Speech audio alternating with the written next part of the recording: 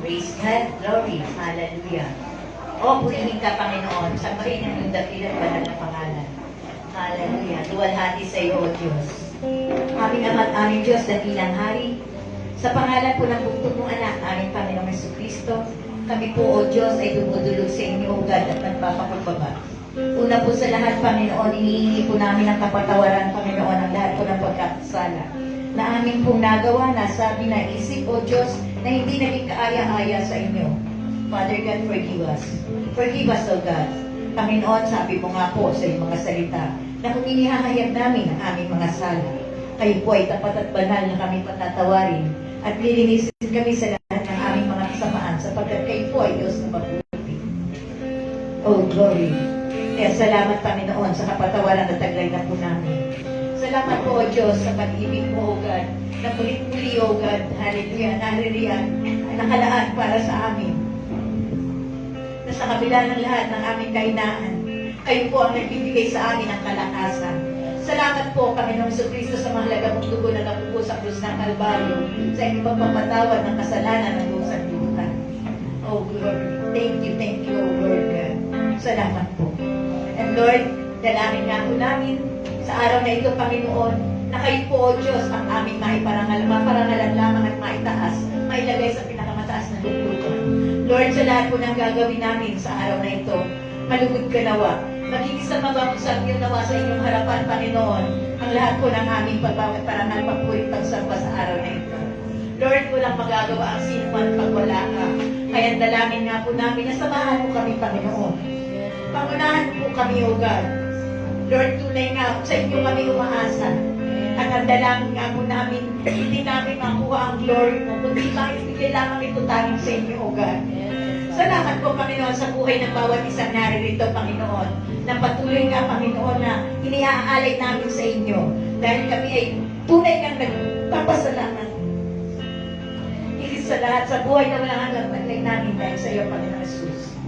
Lord, pangunahan mo nga po ang mga lingkod mong tatayo sa harapan na ito, Panginoon. Lord, tanging kayo lamang ang makita.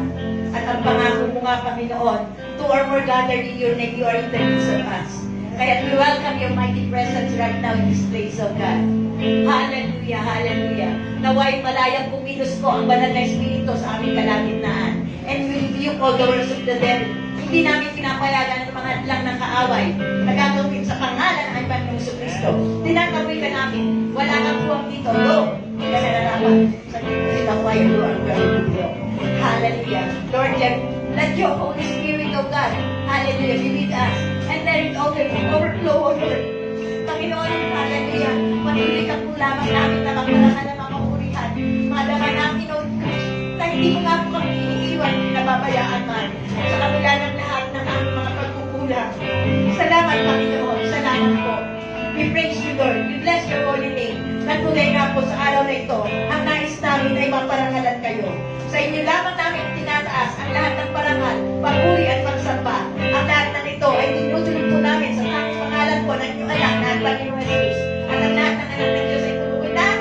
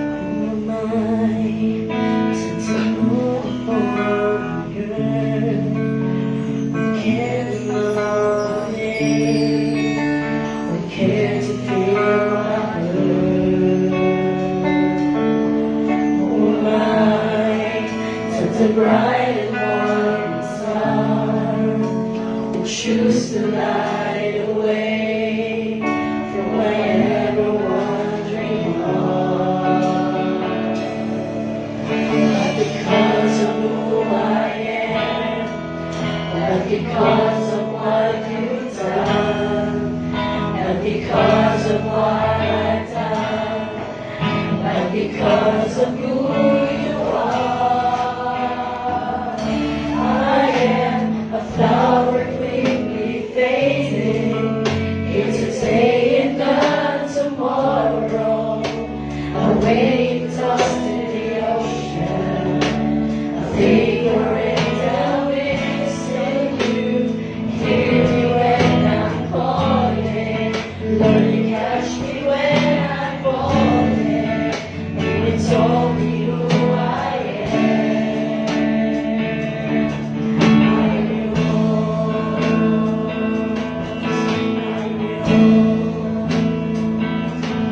Who am I? Dirty eyes that see the sea. Would look on me with love and watch me rise again. Who am I? To the voice that calmed the sea, would call out to the rain and calm the storm in me. Not because of who I am, but because of what you've done. Not because of what I've done, but because of who you are. I am a flower quickly fading, here today and gone tomorrow. A wave tossed in the ocean, a vapor in the wind. Still you hear me when I'm calling. Lord, you catch me when I'm falling, and you told me who I am. I'm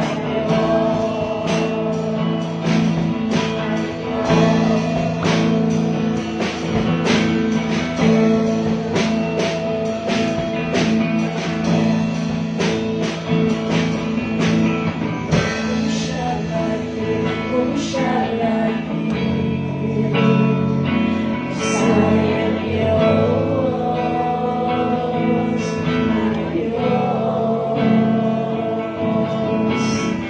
Who shall I be? Who shall I be? Yes, I am yours. I am yours. Who shall I be?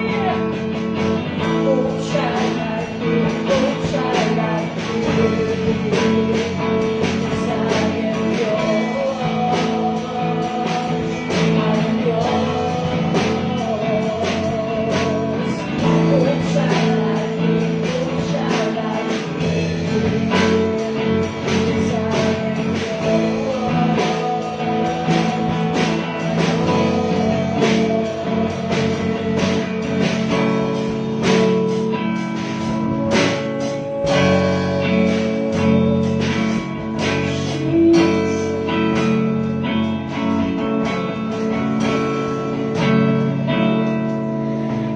because of who I am, not because of what you've done, not because of what I've done, but because of who you are. I am a flower quickly fading, here today and gone tomorrow. A wave tossed in the ocean, a vapor in the wind. Still you hear me when I'm calling. Lord, you catch me when I'm falling, and you told me who I am. I am a flower quickly fading, here today and gone tomorrow.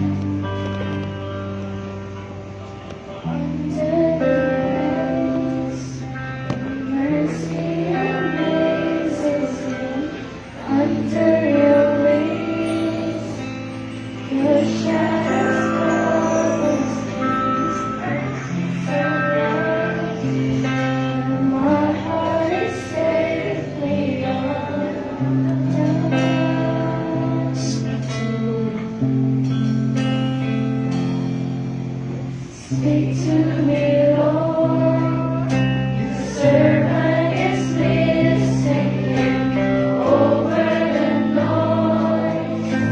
I hear you whispering, my hope has come, and my heart is safely undone.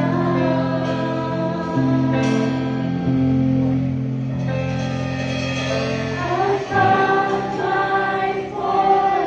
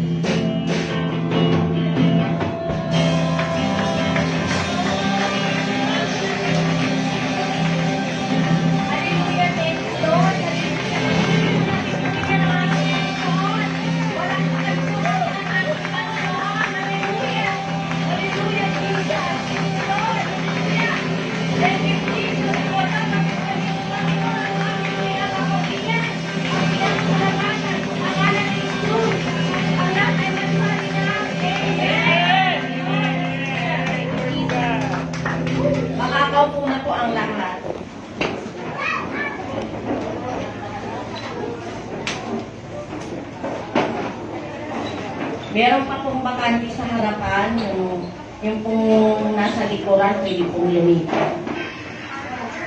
Thank you, Lord. Sino po ang nag-almusal ngayong araw? Pakitaas nga po ang kamay. Fasting. Pero po ako, hindi rin po ako nag-almusal.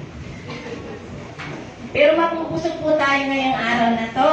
Kasi, pakinggan po natin ang salita ng Diyos. Hallelujah. Mabubusog po tayo. Tinatawagan ko na po ang ating mahal na Pastora Sinya po. Amen.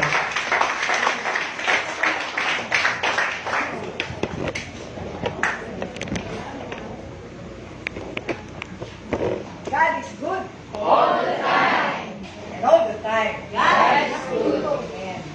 Pakisabi sa katabi mo, I am blessed because you are here. I am blessed because you are here. Amen.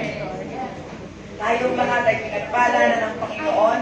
Pagkantanin mo tayo para makinig ng another magandang balita na mula sa ating Panginoon. Handa na ba tayo sa pagkakataong katulad nito? Nakaupo na ba kayo ng maayos sa inyong mga upuan? Handa na rin ang inyong mga notebook at ballpen. So, ihanda muna natin bago tayo magsimula ang lahat ng bagay. Lahat ay lalagay na natin sa proper place. Naka-ready na tayo? Ready na ang lahat? Amen. Isang pagkakataon sa buhay natin sa araw na ito na merong another magandang balita ang padala ng Panginoon sa araw na ito sa atin. Isang magandang pagkakataon na mapakinggan natin mula sa Children Ministry, si Sister Jenny Balokdok.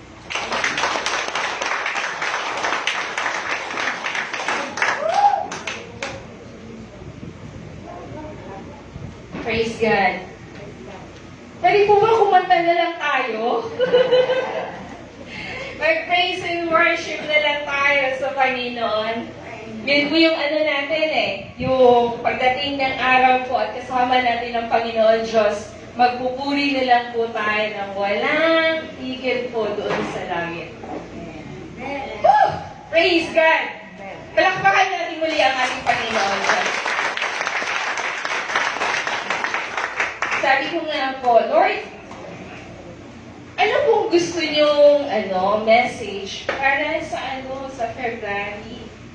Ganun po kasi maghanda sobrang haba po. Pero, alam niyo po ba, maraming inaaral, pero ang Diyos ay napakabuti at may mga bagay siyang mga i-consider na ibibigay sa'yo. Kaya sabi ko, ay, Panginoon, salamat. Nakita ko na po yung gusto mong ipahayag ngayong umagang to. Mahirap, pero sabi nga ng Panginoon, kailangan nating sumunod po. So sa araw na to, merong tourist, may makaka-relate dito. May isang may family na nagsumakay sa cruise. So merong nagbabarko po dito. So, sumakay sila sa cruise and yun ay 1 week na cruise. Pagsakay nila, syempre excited sila in Bahamas pero hindi ko siya na-search kung ano yung mga cover doon sa Bahamas. Sabi niya ganun, wow, eto na at last, makaka-join na ako ng cruise. Excited po silang pamilya. 4 po sila and then nandoon sila sa cabin na maayos at maganda. Sabi nilang gano'n, makakapagpahinga na rin tayo at makakatanaw ng magandang tanawin sa pupuntahan natin. Gabi, natulog sila, nagpahinga.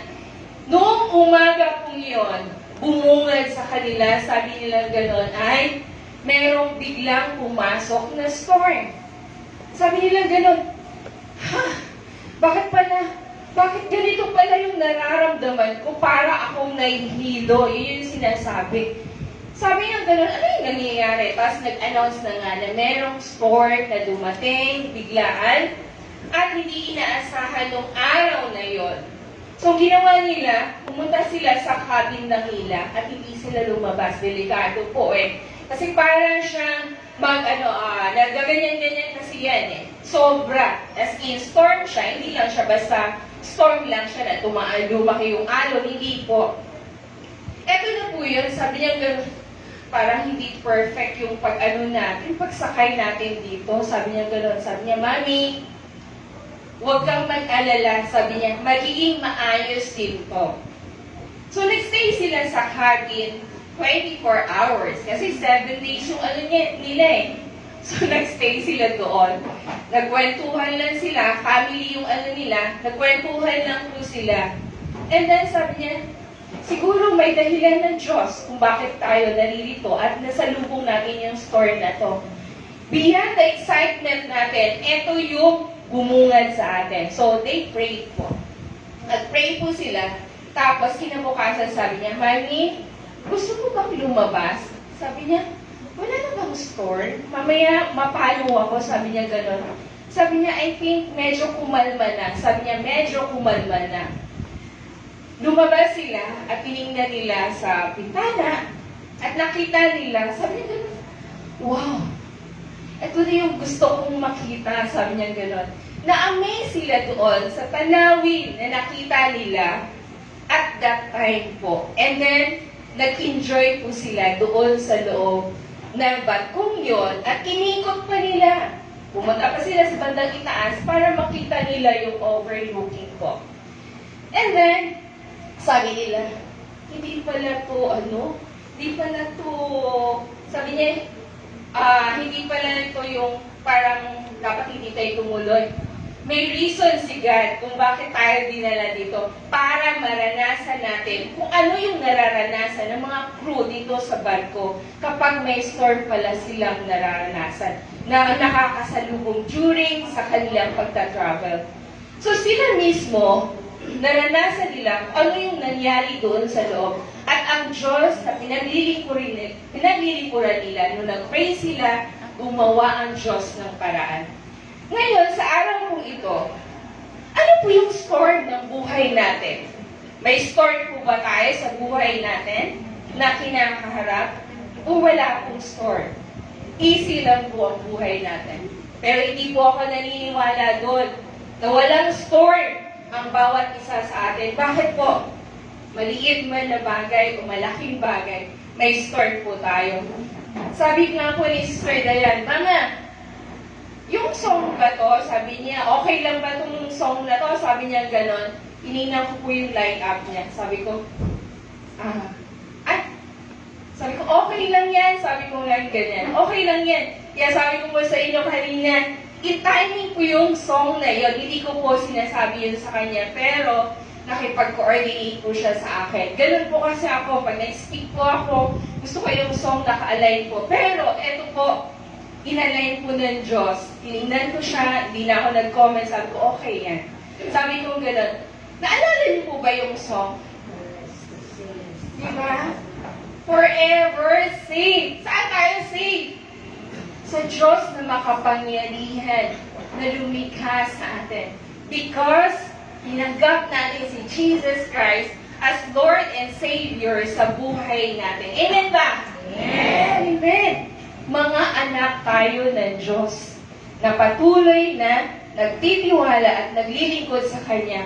Kahit na may mga storm, may mga pagsubok sa buhay natin, hindi tayo sumusuko.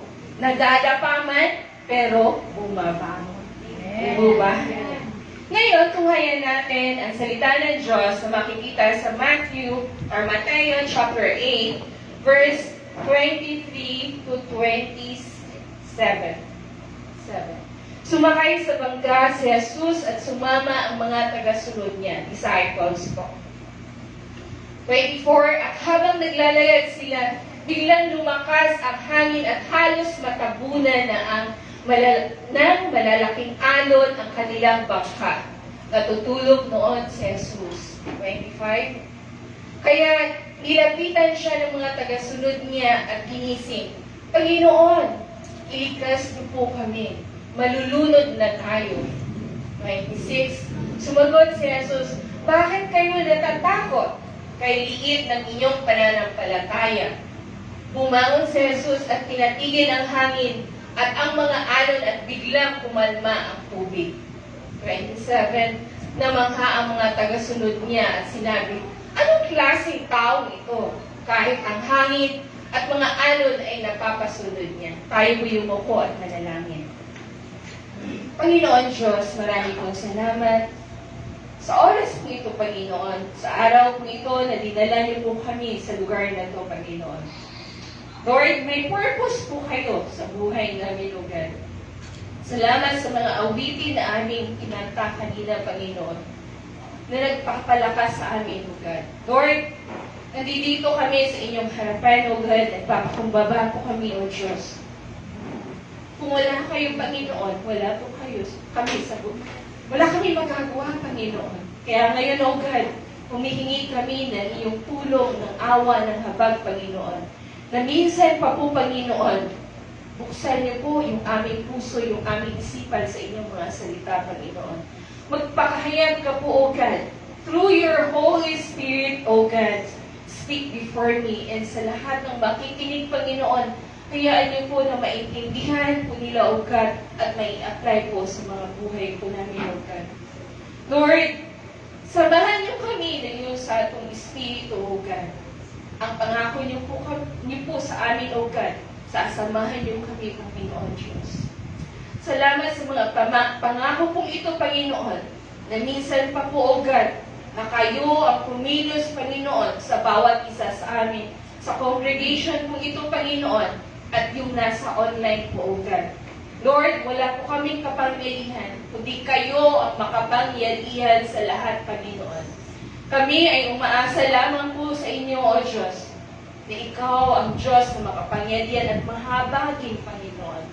Sabi niyo nga po, Panginoon, sumunod kami, Panginoon, at kayo ang gagawa para sa amin. Kaya naririto kami, Panginoon, handang makinig, handang sumunod sa inyo, Panginoon, kung ano yung nais niyo po ipagawa sa umaga po ito.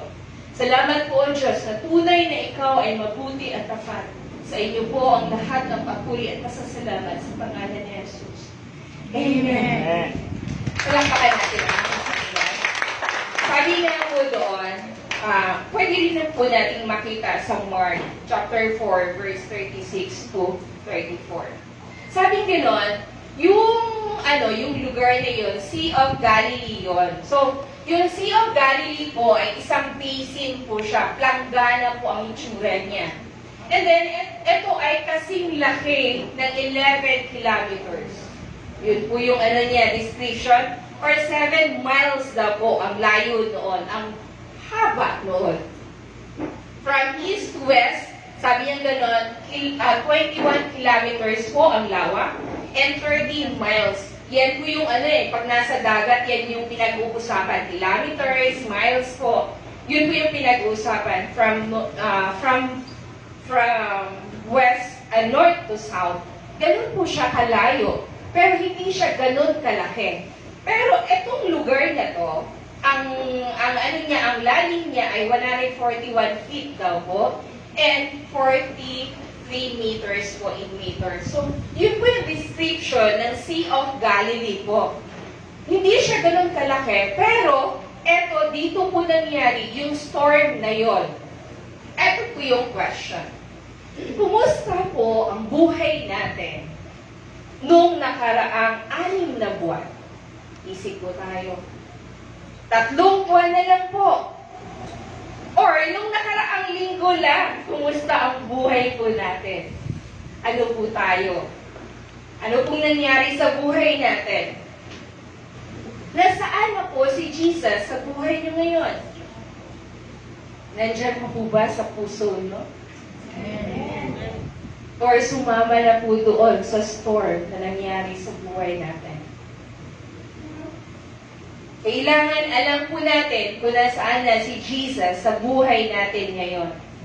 Salamat sa Panginoon kasi alam natin kung nasaan si Jesus ngayon. Nasa puso natin, nasa buhay natin. At alam natin, kasama natin siya at nasa langit. At pagdating ng panahon, makakasama natin siya habang buhay po.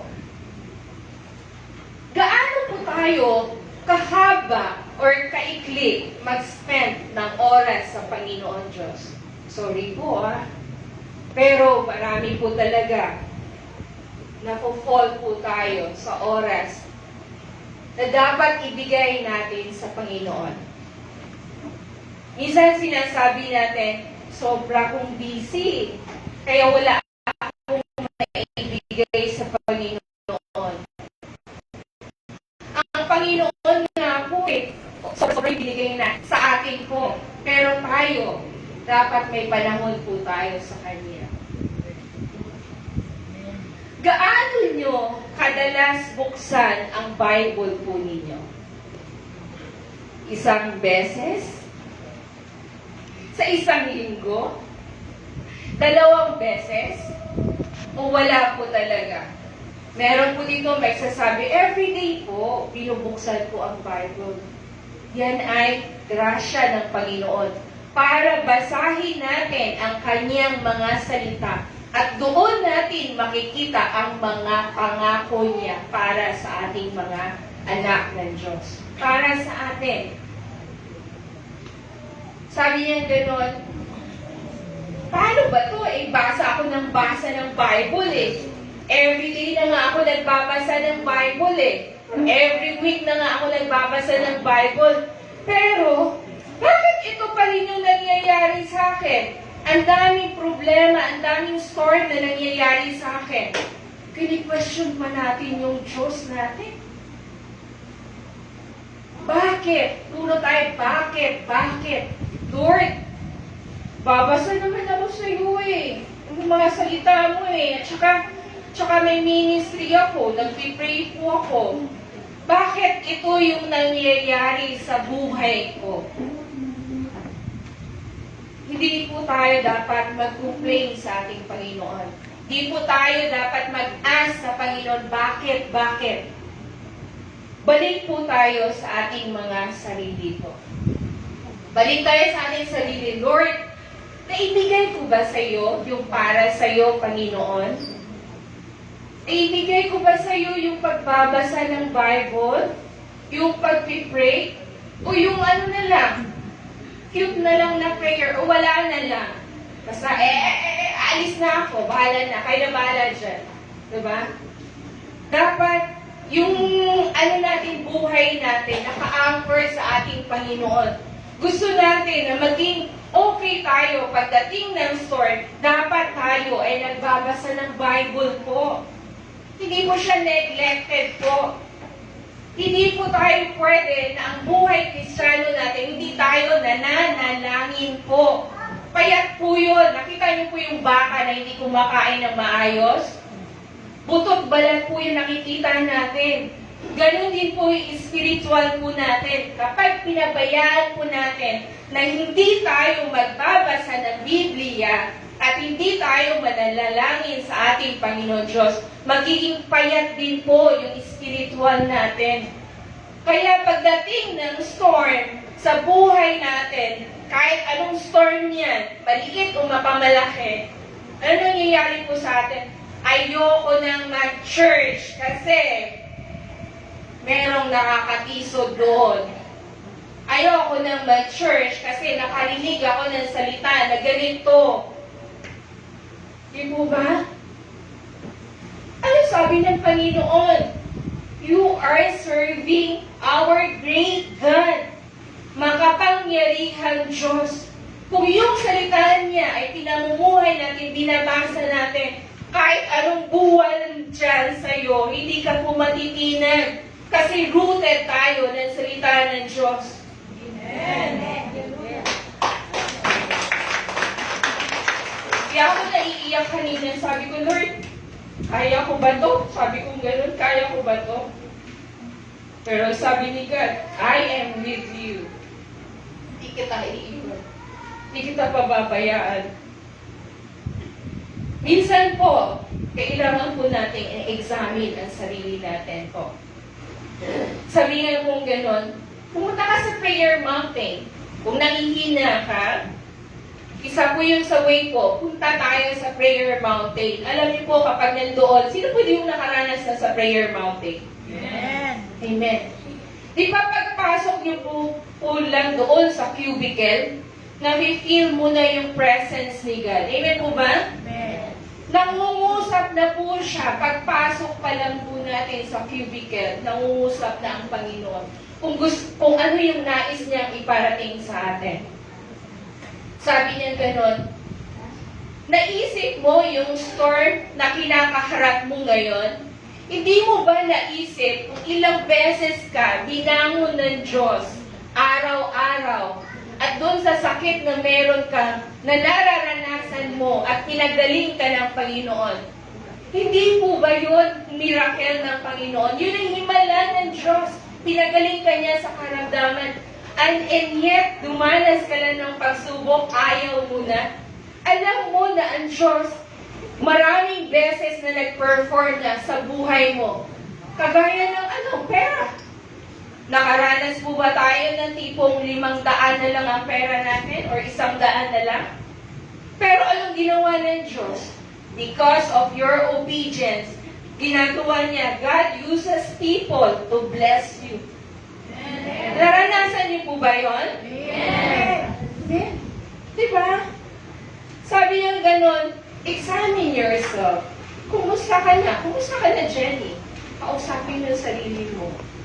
And if you have time, pumunta kayo sa isang room or sa prayer mountain. Iano natin yung sarili natin, Lord, ano na po ba ako ngayon? Ako po ba, Panginoon? 10 years na ako nakakilala sa iyo, Panginoon. 20 years. Ano na po ako ngayon, Panginoon? Still, nandito pa rin ako, nakaupo. Pagdating ng pagsubok, nabubuwal pa rin. Bakit po? Kasi yung salita ng Diyos. Panalangin.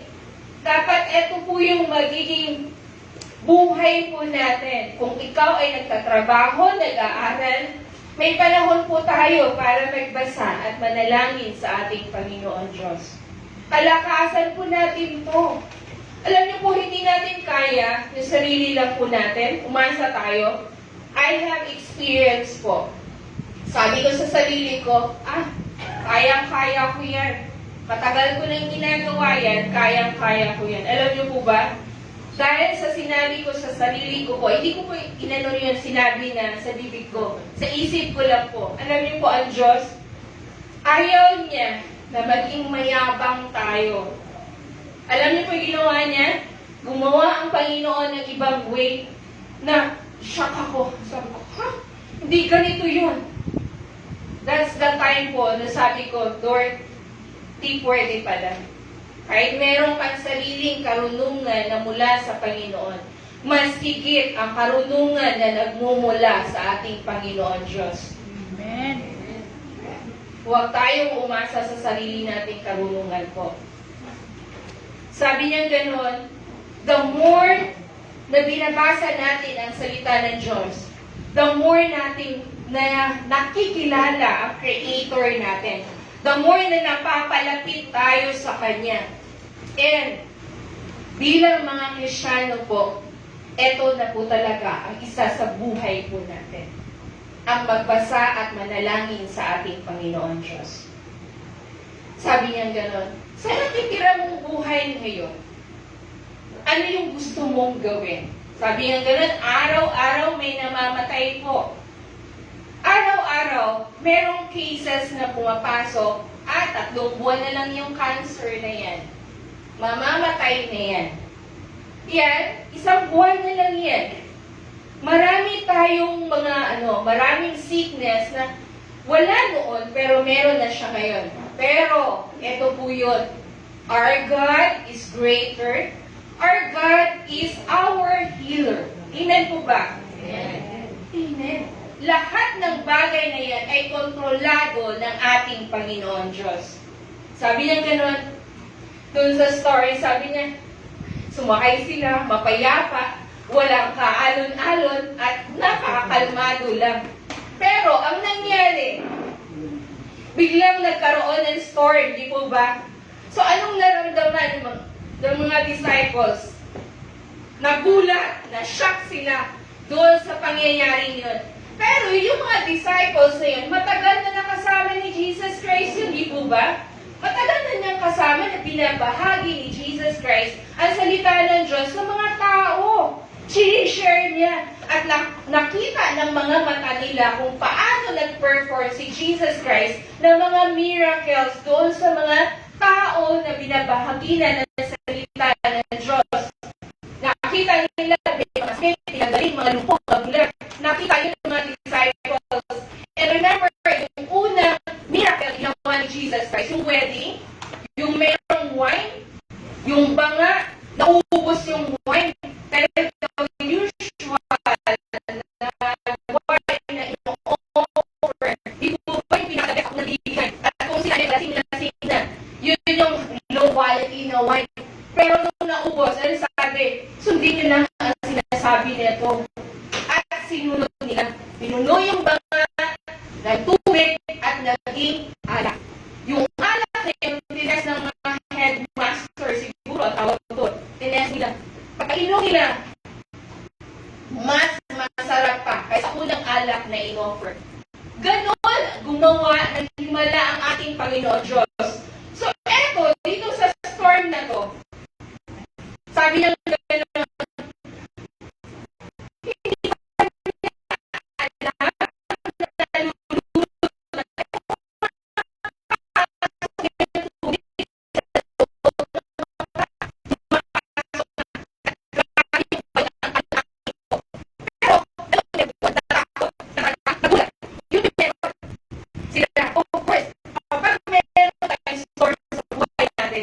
yan ang normal nararamdaman po natin.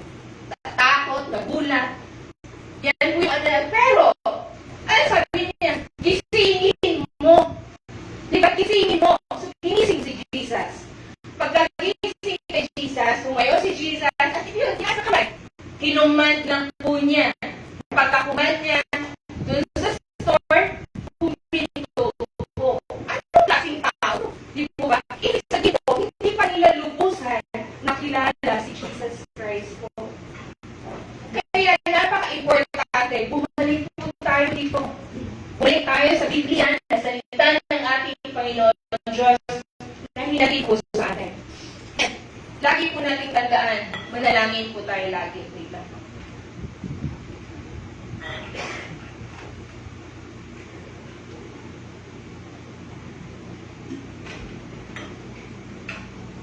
Yun po. Sabi niya gano'n, anong klaseng tao to na kayang payapain?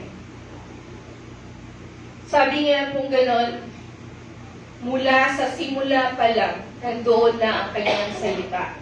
At nandoon na ang Panginoon Diyos. Saan po yung makikita? 1 John 1:1. Tama po ba? John 1:1. Di po ba? Sabi niya gano'n, nang pasimula, naroon na ang tinawag na salita. Ang salita ay kasama ng Diyos at ang salita ng Diyos. Bago niya create itong mundong to, nandoon na siya. Ibig sabihin, all things are controlled by our God. Kaya ang buhay po natin, kontrolado din po ng Panginoon yan. Alam niya kung kailan ka dadanas ng storm. Ang hindi ng tulog ni Jesus Christ doon. Pero alam niya na may mangyayaring storm. Lagi po nating tatandaan, God is in control. Hinihintay lamang po niya kapag dumadanas tayo ng pagsubok ng storm ng buhay natin, hinihintay lamang po niya na lumapit tayo. Pero madalas po, matigas tayo eh. Bato. Di po ba? Hindi eh. Yun sinasabi, babasa naman ako ng Bible eh. Nagpipray naman ako eh. Pero alam mo, dumadanas ka ng pagsubok. Lapit tayo sa Diyos. Ano sabi niya? Doon sa Hebrews 13:5? Ano sabi niya doon sa Hebrews 13:5?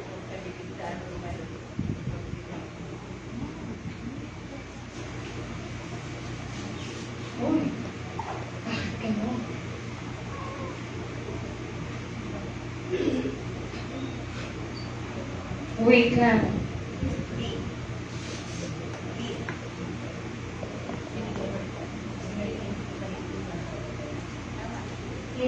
Hindi ko kayo iiwan o pababayaan man. Yun yung B. Dito po, tama po. B. Hindi ko kayo iiwan o pababayaan man. Sa English, translation. Yan. Keep your lives free from the love of money and be content with what you have. Because God said, dito sa B tayo, never will I leave you, nor will I forsake you. Pangako po yun ng ating Panginoon Diyos. And Jesus is the same yesterday, today, and forever. Kung yan ang pangako ng Diyos mula noon hanggang ngayon at magpakailanman, sa susunod pa, yan ang pangako ng ating Panginoon Diyos sa bawat isa sa atin. Sabi niya ganon, huwag nating sayangin yung oras na meron tayo.